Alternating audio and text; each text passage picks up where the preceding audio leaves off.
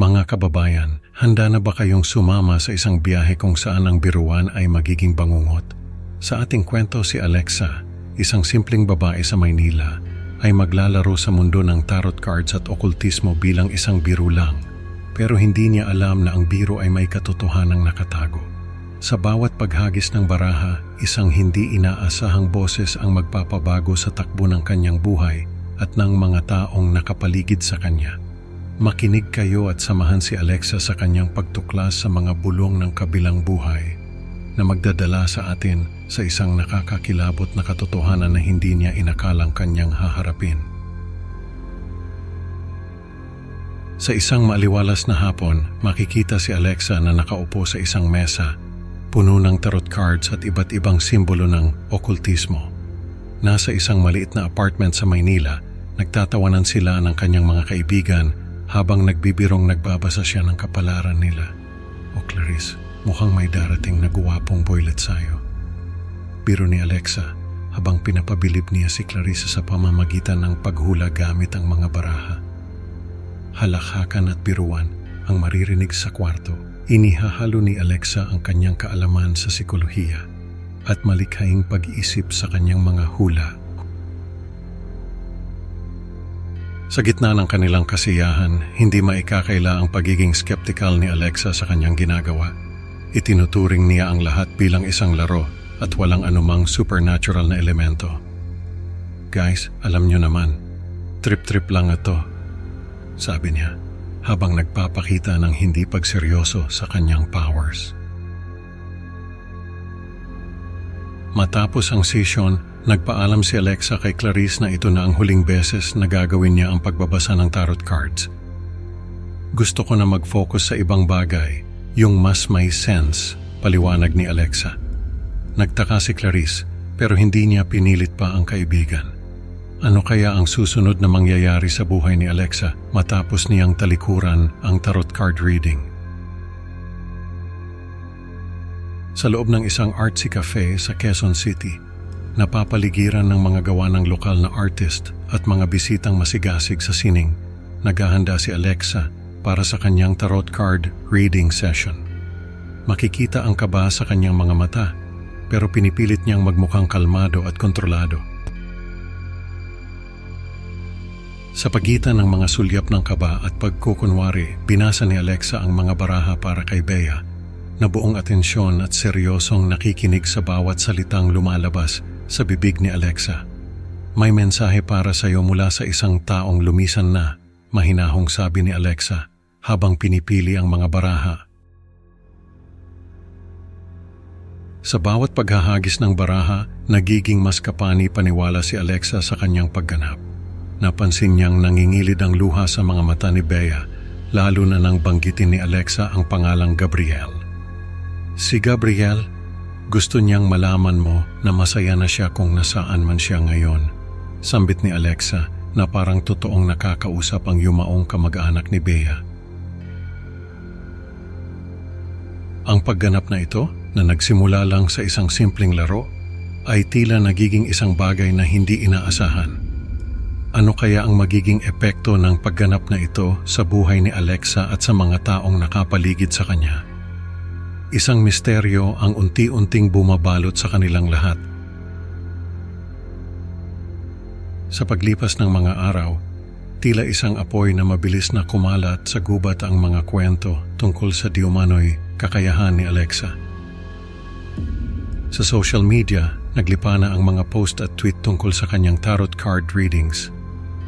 Ang mga bulong-bulungan ay naging sigawan ng paghanga at pagdududa na nagdagdag ng mga bagong taga-subaybay at kritiko sa kanyang lumalaking listahan ng mga followers.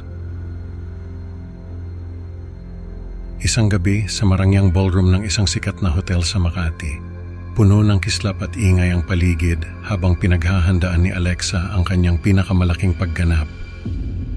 Ang mga mata ng mga kilalang personalidad at socialites ay nakatutok sa kanya, nag-aabang ng isang kakaibang palabas na kanilang mapag-uusapan.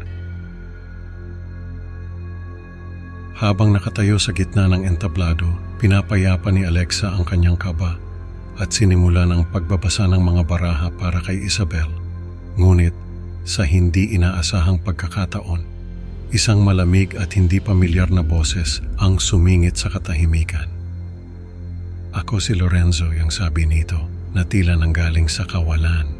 Ang boses na ito na puno ng bigat at misteryo ay nagdulot ng isang hindi maipaliwanag na kaguluhan sa audience, lalo na nang direktang akusahan nito si Gabriel, isang lalaki sa madla sa kanyang pagkamatay.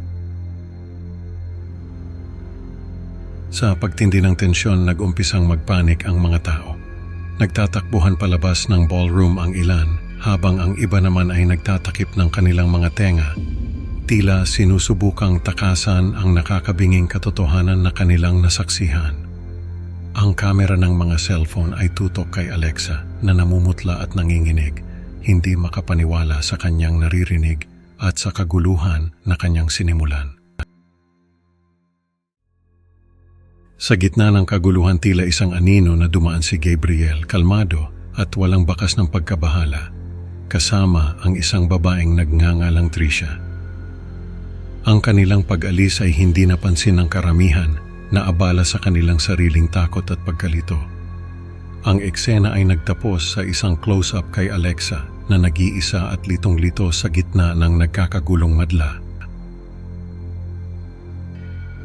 Ngunit ang kaguluhan sa ballroom ay simula pa lamang ng isang mas malaking misteryo. Saan hahantong ang mga pangyayaring ito at ano ang magiging kapalaran ni Tricia? Sa bawat hakbang ni Alexa, tila lalo lang siyang nalulubog sa isang bangungot na hindi niya maikakaila. Nakatutok ang mga mata ni Alexa sa telebisyon habang nakaupo siya sa sala ng kanyang apartment. Ang balita ng gabi ay nag-uulat tungkol sa isang babaeng nawawala, si Tricia. Ang kanyang puso ay bumibilis sa bawat detalyeng ibinabahagi ng news anchor. Kitang-kita sa kanyang mukha ang pag-aalala at takot, lalo na nang banggitin na huling nakita si Tricia kasama si Gabriel. Habang umiikot ang kamera, lumitaw sa screen ang mga larawan ni Isabel at Lorenzo, na tila ba mga piraso ng puzzle na nag-uugnay kay Gabriel sa kanilang pamilya. Ang koneksyon ay malinaw at ang bigat ng responsibilidad at guilt ay bumagsak sa balikat ni Alexa. Napabuntong hininga siya malalim at mabigat habang nagsisimulang maglaro sa kanyang isipan ang mga posibilidad ng kanyang pagkakasangkot sa hindi inaasahang pagkawala ni Tricia. Ngayon ang tanong na naglalaro sa isipan ng bawat manonood, ano nga ba ang kinalaman ni Alexa sa lahat ng ito? At saan hahantong ang mga pangyayaring ito na tila ba'y isang masamang panaginip na hindi niya magisingan? Sa kanyang silid, mag-isa at balisa, pinagmamasdan ni Alexa ang mga lumang tarot cards na nakakalat sa sahig. Ang mga imahe sa baraha ay tila ba nagbibigay ng mga pahiwatig sa kanya, mga pahiwatig na hindi niya matukoy kung guni-guni lang ba o may kabuluhan. Dahan-dahan niyang pinagdugtong-dugtong ang mga detalyeng ibinigay ng boses ni Lorenzo at ang mga koneksyon sa kanyang mga hula na ngayon ay nagiging mas malinaw. Nang may bigat sa dibdib, nauunawa ni Alexa na ang kanyang mga pagpapanggap ay maaring hindi lamang mga produkto ng kanyang imahinasyon. Ang kanyang mga baraha na dati-rati laro lamang para sa kanya ay maaaring tunay na nagtataglay ng kapangyarihang hindi niya maipaliwanag. Habang lumalalim ang gabi, ang kwento ay nagiiwan sa atin sa isang matinding cliffhanger. Si Alexa, nakaupo sa dilim, napapaligiran ng mga nakakalat na tarot cards, ay may naririnig na mahinang bulong. Ang hindi nakikitang presensya ay tila nagpapahiwatig ng mas malalim at mas nakakakilabot na mga kaganapan na darating. Ano ang susunod na mangyayari kay Alexa? At sino o ano ang bumubulong sa kanya sa dilim? Mga ka-creepy Pinoy, ang kwento ni Alexa ay nagturo sa atin na ang biro ay maaaring magdala ng bangungot na hindi inaasahan. Salamat sa pakikinig mga kaibigan. Huwag kalimutan mag-like at mag-subscribe sa Creepy Pinoy Stories para sa mas marami pang nakakakilabot na kwento. Excited na ako makasama kayo ulit sa susunod na upload. At bago kayo matulog, tandaan baka ang inyong mga baraha ay may ibubulong din sa inyo sa dilim. Mag-ingat at hanggang sa muli mga ka-creepy.